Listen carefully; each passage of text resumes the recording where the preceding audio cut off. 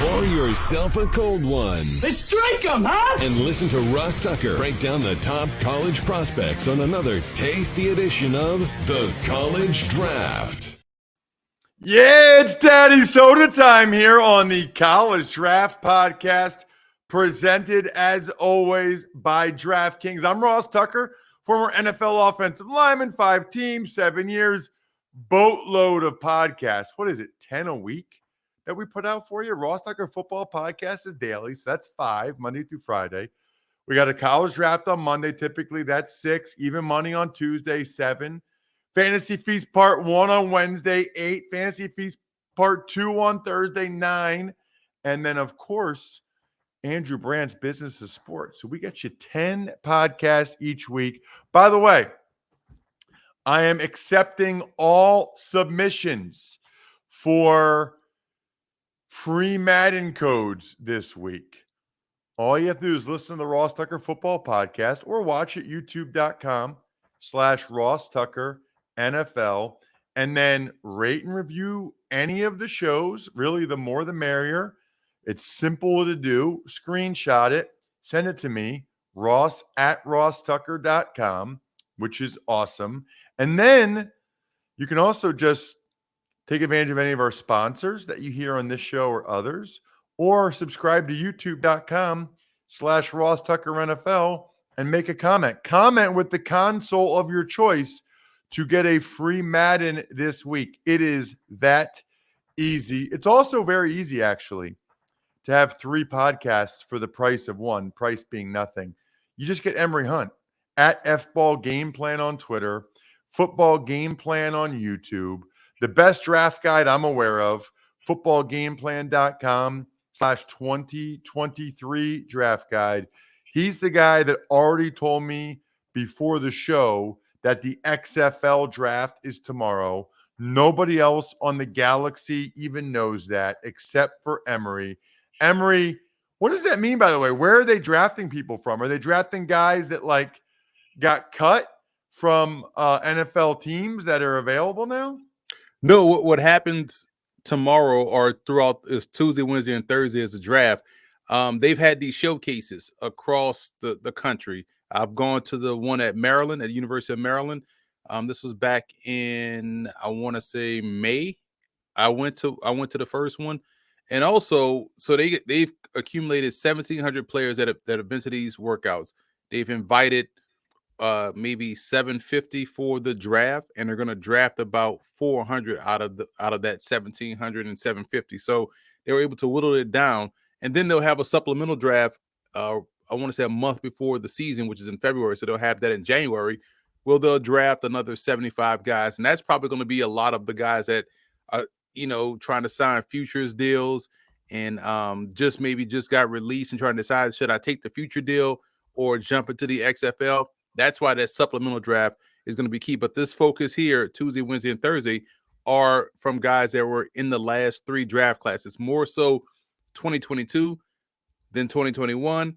And less from 2020. So that 3 years removed from college football is where their focus is. So that's what we're going to see. Tomorrow is all quarterbacks. So we'll get the quarterback announcements tomorrow. And then we'll have every other position drafted on Wednesday, specialists, and some others drafted on Thursday.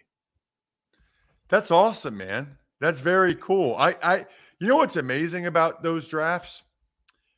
How many guys you're like, oh, yeah. Oh, yeah. You know what I mean? Like, you forget, you see the names of these guys, you're like, oh, I forgot that. Like, first of all, you forget they're not in the NFL. Right. Then you forget about them. But these are like star college players, like unbelievable. And I know these are like star college players that it's tough to be in the NFL, man. It's tough to be one of the 1,800 best in the world and be in the NFL. And some of these guys just needed a second shot. Need a second opportunity. Why are you, Emory, like you love these other leagues and you love these guys getting another opportunity? Why is that? Is it personal for you? Like, did you want a shot and you didn't get one? Like, I've never really asked you why it's so important to you, why you love these other leagues so much. That's a great question, Ross. And it's multi-layered. for me, because my career was cut short, I understand the value of embracing, and we all had this as football players, where you kind of take football for granted. Some guys are maybe a little bit more aware of how finite your time is playing ball, but we all think we're going to play forever. And when it's cut short, in my case, because of injury, and you can't play, and it's like it's hard. And so you see it from that end. Hey man, I want to play as much football as I can. And then you see it from the other end, where guys that I play with, teammates of mine, and you're like, man, this dude was ice water. And obviously the NFL, it's a business first. So there's guys that's going to fall through the cracks.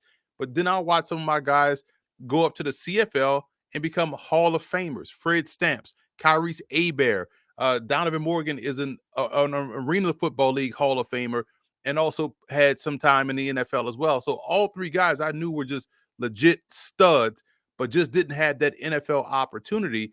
And so, and we were, when they were coming out, and through our time, it was just NFL Europe, which was on his last leg. So now you see XFL and USFL, and even now the European League of American Football over there, the ELF. It's also an opportunity for these guys to continue to play, and just play football professionally. It's one of the only sports that doesn't have the things that basketball has or baseball has. We could have a career in the minor leagues, albeit not as profitable, but at least you still can play competitive high level baseball. And then the other side of it, from the personal side of the business side of it, is advantageous for someone like me or someone like you. Hey man, we know what type of deal it is at the NFL, and trying to be a GM or trying to be the scout or whatnot. You want to make sure people understand that, hey man, this dude can identify talents. So if I'm a draft evaluator or analyst, a draft analyst, and I say, hey, PJ Walker was my sixth rated, my fourth rated quarterback in that 2017 draft. I had it Mahomes, Watson, Kaiser, PJ Walker. And then Trubisky was like number 10 or something like that, right? So people thought I was crazy because I had PJ Walker high. But with leagues like this, you see PJ Walker finally get an opportunity to play extensively without having to worry about getting pulled to the side or cut, on the Monday after the game because he's on the practice squad. Gets a chance to play extended minutes in the XFL, and he was a league MVP. So you go back to your scouting report, like, I was not wrong on my scouting report. And when you see guys get these opportunities, it's like, this is also validates you. This also validates you as an analyst. Like, man, you said this guy can do X, Y, and Z. He's out here doing X, Y, and Z, regardless of the league or the situation. So it's twofold. It's personal, and it's also business personal. And that's why I'm so all in on these leagues. And yes, I want a GM job because I know I'm a good evaluator of talent. I want to be on, I want to pull a Jeff Saturday. I'm rooting for Jeff Saturday. I rooted for Mike Mayock.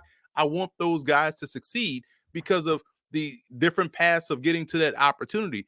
I want that opportunity. That's why I'm all in on all of these alternate leagues. It's personal, but it's also selfish reasons as well.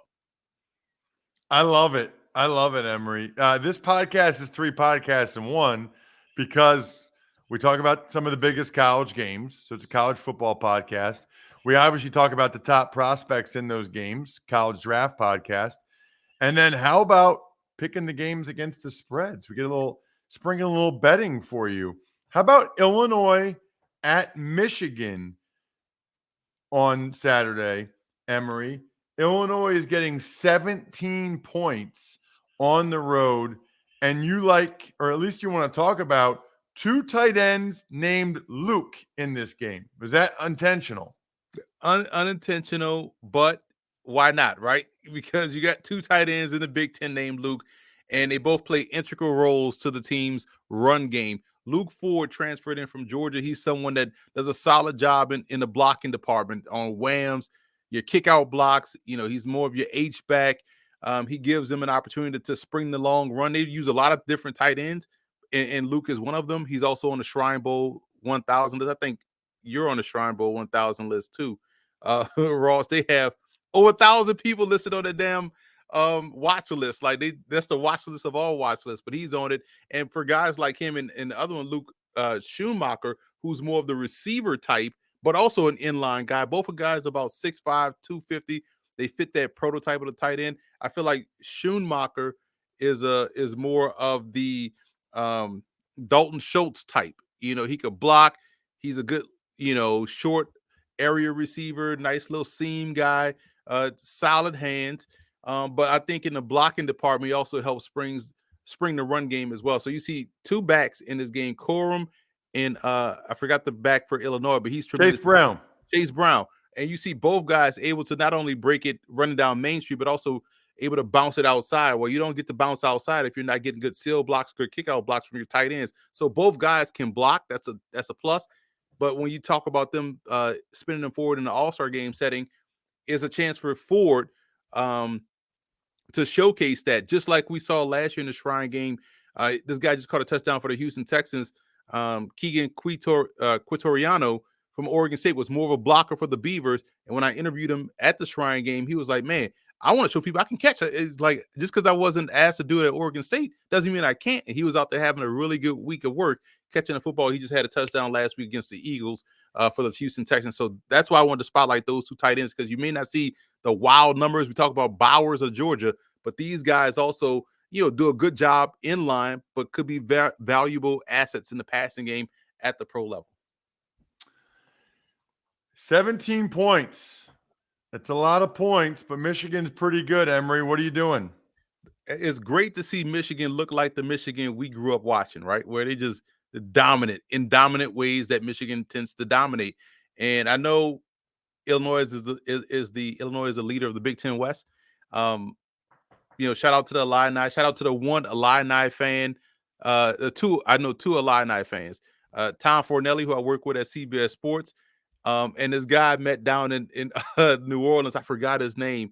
But he was the one that was standing by our booth that was all about the Illini. He was like locked into Illinois watching Michigan State and was crushed when they lost. So I know two Illini fans, but ladies points with Michigan easily. It's funny. Two things. One is tight end. If I could be any position, I think it'd be tight end. I just think like 6'6", 250 with a V. You get to catch passes, but you also get to block. Like that is, ironically, that's kind of what my, I'm like 6'4.5", 252 this morning, but I don't look like those guys look. I'm a differently proportioned 6'4.5", 252 than those guys are these days. But love tight ends. And what else was I going to say? Michigan, Illini, lay those points. I can't remember. It'll come to me. Yeah. What's that? Old school Michigan. We talked about that. Michigan State. No, you know what it is? It's beer. Football season means it's the Bat Blue Light season. No better way to watch your team on game day than with the pristine Canadian goodness of a cold Labatt Blue Light in your hand. Stock up, be the MVP of your tailgate, share a Labatt on game day with your crew. Always enjoy responsibly. Beer. Labatt USA, Buffalo, New York. I know I was going to say, Emory, when I think the Fighting Illini, when I think Illinois, I still think about the mid-'80s basketball team when they had like Nick Anderson, Kenny Battle, Stephen Bardo. Like they had an awesome team. And I was like, I don't know, for some reason, watching the NCAA tournament, that was like my squad that year. I just decided I love that group of Illinois basketball. They choked. They lost to somebody, but they had an awesome, awesome team. They were low. They were all like 6'5". Oh, Kendall Gill. Right. Kendall Gill was on that team. I mean, they were all good, man. They were like 6'5" to 6'7", could dunk and stuff. That's what I was going to say. All right. How about next up? Let's go USC at UCLA. Bad loss for the Bruins on Saturday night to Arizona. I thought Arizona came out. I watched a bunch of that game on the plane. I was flying back from Denver after doing Air Force New Mexico, and I watched that Arizona UCLA game. That was not a fluke. Arizona came out and took it to them and played very, very well. Now the Bruins are catching 2 points at home, close spread between USC and UCLA. We've got a wide receiver for USC not named Jordan Addison, Terrell Bynum, and a center for UCLA named Duke Clemens. Now, here's the thing. I'm not shocked at Arizona beating UCLA because if you watch CBS Sports HQ and Sportsline, in the preseason, Ross, the over for Arizona's win total was 2.5. Somebody on this show said take the over. Jaden DeLorean changes that team. The recruiting class changes that team. So for me, I am not shocked. But we're here to talk about Terrell Bynum, right? So I think he's more of a possession guy. Maybe not have the top end speed, but finds these voids in the zone, able to settle down, gets upfield quickly. One of those dependable guys, probably a wide receiver 4 at the next level. But again, when you have all of the talent that they have at USC, you could get buried on the depth chart. Now he's bounced around a little bit. He's played at Washington for a long time, transferred to USC, and is still working himself within the depth chart. But that's why these all-star games, and is this a Shrine Game specific comment because he's on the watch list or whatnot? This is why going to an all-star game is important for guys in the draft process. Don't turn down any invitation. I don't care what your agent says. Go to an all-star game, whichever one it is, whichever one you get invited to. Go to it. It's a chance to showcase skills that you may not be able to showcase on your team in your regular offense. So I think he's a possession guy, but again, like I said, he has a chance to go to the All-Star game and perhaps showcase that he could be a deep threat or can win tight one-on-one coverage. But right now, I see him as a possession guy, which is fine because you need that at the NFL level. And Duke Clemens is someone who played guard, and a lot of times you see his guard skill set show up at center, which is good. He got really good footwork, climbs to the second level rather well. So you can really get creative in how you utilize him in your run game. You can pull him. Anytime you have a center that can pull, that's a great thing. So I feel like the recognition is a little bit late in terms of twists and stunts, but that's something with more reps he can get acclimated with. USC laying 2. What are you going to do? USC is essentially Pac-12 after dark. They play some wild games. I'm laying these 2 points with USC. I just think they have too much firepower. It's going to be hard without Dye. Dye got carted off last weekend, which is hard to see because this dude was like tremendous and he transferred to USC. But even without Dye, I think that's why this spread is what it is. They think the run game is going to lack. I'm pretty sure you could get Caleb Williams' ability to supersede some of that and take some of the pressure off whoever's going to step up at tailback next. But I like USC to win this one. Yeah, I felt bad for Dye, really bad for Dye. I also watched the end of that Oregon-Washington game, which was a wild game as well. I enjoyed watching the West Coast games flying back from Denver. Both those games were big-time games. All right. Hold on, Ross. Are you a first-class guy? No, I wish. Yeah, no, that none of my employers fly me first class. I'm not at that level, I guess. Well, every once in a while I get bumped up on American because I fly it so much, but no, unfortunately, I am not. We got to talk. I got to toss my weight around, get you up to speed in first class, man. Like you too tall to be sitting in steerage. Oh man, it's rough, but that's dude. I'm a grunt. I'm an O lineman. I'm a grunt. I will say this: I was supposed to have a middle seat. That would not have worked out well for anybody. No way. And United, I don't even have like the extra 2 inches of room. I mean, I'm a big person to be in some of those seats. All right. How about the Ragin' Cajuns, your boys at Florida State? And there's a couple corners you like in this game. Louisiana has a cornerback, Eric. Is it Garr? Garr. And FSU corner, Akeem Dent. How many guys did Louisiana lose when Napier left? Bro, listen. I'm going to name off the pro prospects, right? Osiris Torrance, starting guard, NFL prospect, first rounder at Florida. Running back, Johnson, another one, starting running back at Florida. Kyron Lacey, reserve wide receiver right now at LSU. Mekhi Gardner, starting corner at LSU, NFL prospect, Friends first rounder. Imani Bailey, tailback. Now he's a reserve tailback at TCU, but he was someone that was going to be a star at UL. So that's 5 right there. You know what I'm saying? So you add those 5 to this team. Team's playing a hell of a lot better than they are this season. So credit to Michael Desimo, the head coach, for getting the best out this bunch. But Gar is someone that stayed. And what I like about him, he's a nickel corner. He can mirror and match. And the reason why he can mirror and match rather well is because he's also an elite punt returner. And when you return punts, that tells you all you need to know about a guy's footwork. And so he has a couple of punt return touchdowns. He has the ability to take an interception back the opposite way. He's someone that does a great job in really sticking into the hip pocket of a receiver, playing press without, with his feet more so than his hands, but also can attack the ball, drive on it, and do great things with it in his hands. So he's going to be someone that can make an impact day one as a core special teamer, more so punt return than kickoff return, but he can also do that, in my opinion, as well. Dent is someone that could be seen, it depends on which defense you go to.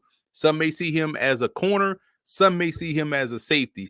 I like him more as that combo guy. So I'm probably going to grade him out as a combo safety, someone that you can trust versus tight ends, big physical wide receivers that kind of play inside.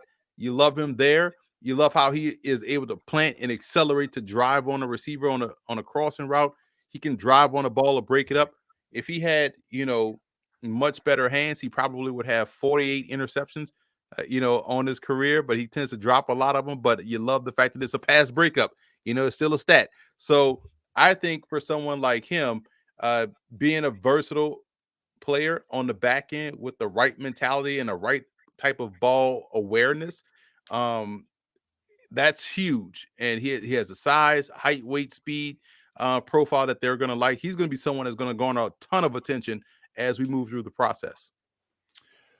Louisiana is getting 24 big ones, Emory. They used to beat FSU. They used to be as good as FSU. Now they're getting 24 points. I know, you know what you have to do. I have to, right? Because I kind of backed myself into a corner on CBS when it was like they brought me on last Friday and talked about the Georgia Southern win, and I was like, yeah, one win away from bowl eligibility. I don't care who is next on the schedule. Cajuns gonna win. He was like, well, you got Florida State next. I was like, damn, I already jumped in the water. Might well keep swimming. So I said, yeah, we'll beat Florida State. So I'm gonna say take the Cajuns in the points here. 24.5 seems like a lot. Cajuns have a very solid defense. It's the offense that you worry about, consistency wise. I think Florida State may overlook the Cajuns here and, may struggle early and then take control late. So I'm going to take the Cajuns in the points. I think the Cajuns at worst will cover this spread. Now, if they do upset Florida State, you won't be able to shut me up. Really? On any platform. We shall see. Look, we can watch that game on Sling. Sling's the most valuable option when it comes to finding your favorite channels with the best deal for sports, news, entertainment. Best live TV content all in one place. Here's the key: at the lowest price. In fact, you can watch every touchdown live every Sunday afternoon with NFL Red Zone on Sling. For a limited time, get Sling Blue, add on Sports Extra with NFL Red Zone for half off your first month. Regular $46, now only $23. You get the best deal on Red Zone, so you can catch all the touchdowns at the lowest price with Sling TV. Visit sling.com/DraftKings to sign up today. Last but not least, Emory, we got a D2 playoff matchup. I love it. I love that we're starting the D2, D3 playoffs. Got another week before the FCS playoffs. Shepherd and New Haven. Got a couple of quarterbacks that jumped out to you. Tyson Begin and Connor Degenhart. Yeah, Tyson is someone that has been on the Senior Bowl radar for quite some time. And quiet as kept, both of these programs are FCS programs in disguise. I know New Haven has already explored the possibility of moving up, like Stonehill just did, to the Northeast 10, to the NEC, from the Northeast 10 to the NEC, the Northeast Conference. So they already play D1 type football. So it wouldn't be surprised to see New Haven jump in either next year or in 2025 or 2024. But they're already exploring. They do a lot of things D1. They're already making moves and inquiries, and they have a conference that they can go to. And Stonehill has already jumped in after Merrimack jumped in 2 years ago. So be on the lookout for New Haven. But Tyson is someone that, he's good short area accuracy. He's a timing-based passer, rhythmic guy. So the ball comes out once he hits it back foot, boom, it's out. Especially when you're talking about the shorter areas of the field, short to intermediate. He's good in that area. Deep ball, doesn't have necessarily the arm strength to really drive it deep down the field. But if you're talking timing-based passing, he has that good athlete. But I think Degenhart is a better athlete for a taller guy. Degenhart is like 6'5", and he was a Holy Cross guy, transferred to New Haven to get more reps. I thought he was going to come out last year, but he stayed, got that extra year, stayed, and is playing really good football. He's someone that doesn't have a problem turning his back to the defense, throwing well on the move. He's not afraid to make the tough throw, and he's able to make some of these tight window throws. His deep ball is a little bit questionable. It tends to hang up in there a little bit, but his intermediate passing game, I think, is better than Bajent's passing game. But I do like Degenhart's progression. He's got significantly better since he jumped from Holy Cross to New Haven, got 2 years of consistent play. And I'm not worried about the level of competition because I know the NE10 is really good. You got Assumption out there. You had Stonehill last year. You had Merrimack a couple of years ago, even though he was still at Holy Cross, but he also played in the FCS Patriot League when the Patriot League was, 3 to 4 teams strong with Colgate, Fordham, Lehigh, and Holy Cross. So I like both quarterbacks, and this is going to be a fantastic game because I know NFL scouts will be watching. Love it. Love doing the show with Emory. Check him out on social at FBall Game Plan on Twitter, Football Game Plan on YouTube. Of course, footballgameplan.com/2023 draft guide is how you sign up for the draft guide. I'm at Ross Tucker NFL. We are at Ross Tucker Pod on social. Remember, rate and review the show right now. Screenshot it. Send it to me, Ross at rosstucker.com if you want a Madden code for the holidays. Other than that, the keg is kicked. We are all tapped out. Thanks for listening to the College Draft Podcast. Make sure to also subscribe to the Ross Tucker Football Podcast, Fantasy Feast, Even Money, and The Business of Sports. All available at Apple Podcasts, rosstucker.com, or wherever podcasts can be found.